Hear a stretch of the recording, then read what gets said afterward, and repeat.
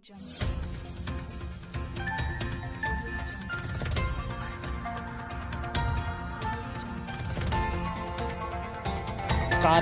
TV, हर पल आपके साथ। कातिल मुस्कान की एक हैरत कर देने वाली एक ऐसी वारदात जिसे सुनकर हर किसी का भी कलेजा कांप उठेगा।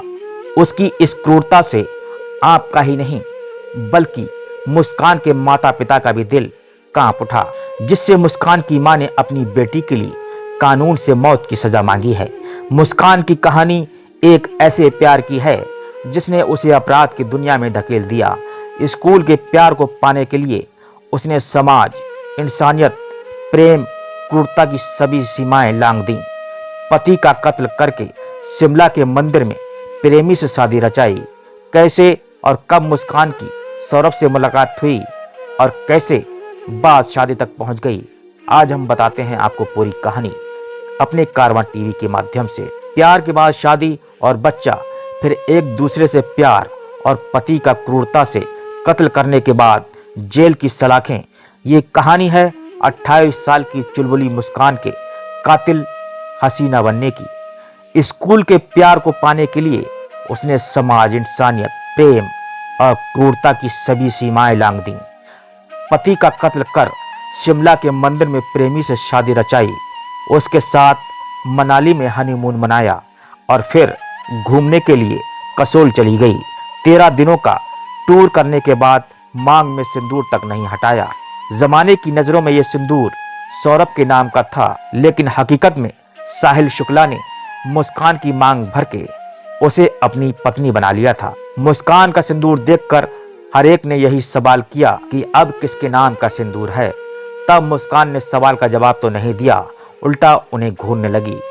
ब्रह्मापुरी के गौरीपुरा निवासी मुस्कान के नाना एक ज्योतिषी थे। 2015 में सौरभ कुमार की मां रेणु देवी उनके पास बच्चों की जन्म पत्री दिखाने जाती थी। मां रेणु के साथ सौरभ भी जाता था। वहां पर ही सौरभ और मुस्कान की मुलाकात हो गई। दोनों ने एक दूसरे के मोबाइल नंबर ले लिए। उसके बाद प्यार का सिलसिला शुरू हो गया। उस समय सौरभ इंटरमीडिएट की पढ़ाई कर चुका था। उसने बीटेक में एडमिशन लिया था। इसी बीच सौरभ की मर्चेंट नेवी में नौकरी लग गई।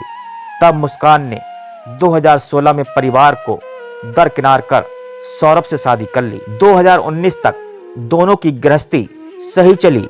इसी वर्ष मुस्कान ने बेटी पीहू को जन्म दिया। मुस्कान के लिए सौरभ ने मर्चेंट नेवी की नौकरी छोड़ दी। सौरभ के खाली रहने पर परिवार भी तानाकसी करने लगा। तब मुस्कान और सौरभ ने ब्रह्मापुरी के इंदिरानगर फेज 1 में किराए का मकान लेकर परिवार से अलग रहने लगे। इसी बीच सौरभ ने प्रतापपुर की एक प्लाईवुड कंपनी में काम शुरू कर दिया। मुस्कान और बेटी पीहू का खर्च अधिक होने की वजह से सौरभ ने लंदन जाने का निर्णय लिया। 2023 में सौरभ लंदन नौकरी के लिए चला गया। 24 फरवरी 2025 को वापस लौटा और 4 मार्च को उसकी हत्या कर दी गई। 2016 में मुस्कान की शादी सौरभ के साथ हो गई। 2019 में मुस्कान और साहिल के साथ पढ़ने वाले साथी ने एक व्हाट्सएप ग्रुप बनाया जिसमें दोनों को जोड़ लिया।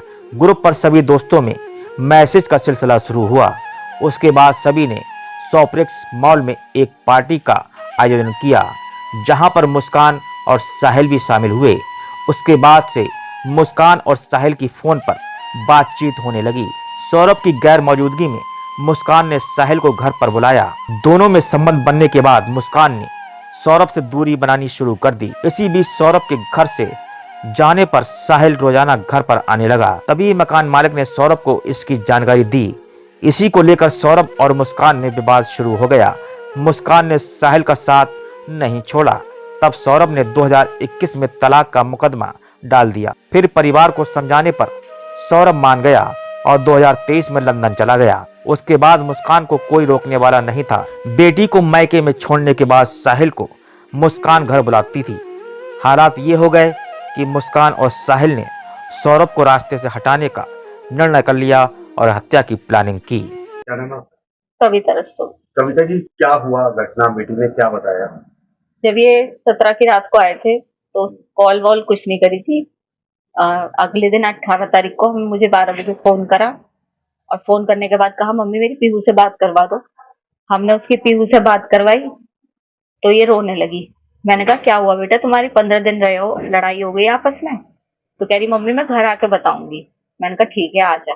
लड़ते रहते थे दोनों, बच्चा बुद्धि थे, कोई वो नहीं। लाइफ इनकी 2016 से लड़ाई नहीं चल रही थी, कोई हमें वो नहीं है, होती है बच्चों में बहस, लेकिन हमने कभी ऐसा वो नहीं लिया कि बहुत हम इंटरफेयर कर रहे हैं इनकी लाइफ में। लेकिन उस दिन 12 बजे से भी ज्यादा रो रही थी तो हमने कहा घर पे आ जा, तू बता क्या बात हुई है। ये आई अकेले। मैंने कहा सौरभ कहाँ है? सौरभ आई नहीं बिल्कुल पीहू से मिलने। तो कह रही घबराई पहले तो। मैंने कहा पता क्या हुआ? मम्मी सौरभ नहीं रहा, रोते रोते बोली। मैंने कहा कैसे नहीं रहा, क्या हो गया, क्या बता? तो कहने लगी कि मम्मी उनका मर्डर हो गया। मैंने कहा मर्डर हो गया, किसने करा? तो उसने यही बताया कि उसके घर वालों ने मार दिया क्योंकि वो मुझे छोड़ नहीं रहे। उसके घर वाले तलाक चाह रहे थे, वो मुझे छोड़ नहीं रहे थे, इसलिए उसके घर वालों ने मार दिया। मैंने कहा बेटा तूने बताया क्यों नहीं? तू 15 दिन उनके साथ रही, वहां पब्लिक होती है, तूने वहां पे ऐसा पब्लिक में शोर क्यों मचाया कि मेरे साथ ऐसा हो रहा है? तू कुछ भी कर सकती थी, तू अनपढ़ नहीं है कि कुछ ना कर सके। कहा तू इतनी सीधी नहीं है शूभी, कुछ ना कुछ बात और है। मैंने उसकी बात पे बिलीव नहीं करा, मैंने तो करा ही नहीं उसकी बात पे बिलीव। पापा के इमोशंस का वो फायदा उठाती थी, पापा से बहुत प्यार करती थी, अपने इमोशंस का फायदा उठाया उनने। पापा से कोली भर भर के उन्हें अपनी बातों में उलझा रही थी कि उन्होंने करा उन्होंने करा। लेकिन ये भी उन्होंने भी बहला फुसला के उसके फेवर में रहे और फिर उससे कहा कि बेटा सच बता दे, तू फंस तो गई है, चाहे तूने करा है नहीं करा, तू जाएगी तो जेल ही। तो उसकी वही जब हम उसे लेके जाने लगे थाने तो फिर उसके दिमाग में हमने फिर मैंने कहा सूबी अभी भी बता दे कुछ बात है। तब इन्होंने कहा कि मैं तेरा साथ दूंगा हमेशा, जो भी तूने करा है गलत बता। तब उसे लगा कि पापा मेरे फेवर में हैं। तब उन्हें सच्चाई बोली कि पापा मैंने और मेरे साथ एक लड़का था साहिल, उसने करे। क्या कहना है? क्या कह सकते हैं हम? यही कहेंगे कि उस लड़के के लिए जस्टिस मिलना चाहिए। हमारा भी बेटा है, उन दूसरे के घर का बच्चा गया है। मैं ये दिखावे के लिए नहीं बोल रही, ये मेरे भगवान को पता है, ये मेरे बच्चों को पता है कि मैं ये केवल इसलिए कह रही हूँ कि सौरभ जानते हैं कि हमने उनकी रेस्पेक्ट करी और वो हमारी करते थे। बस क्या न्याय मिलना चाहिए? कैसे फांसी मिलनी चाहिए फांसी।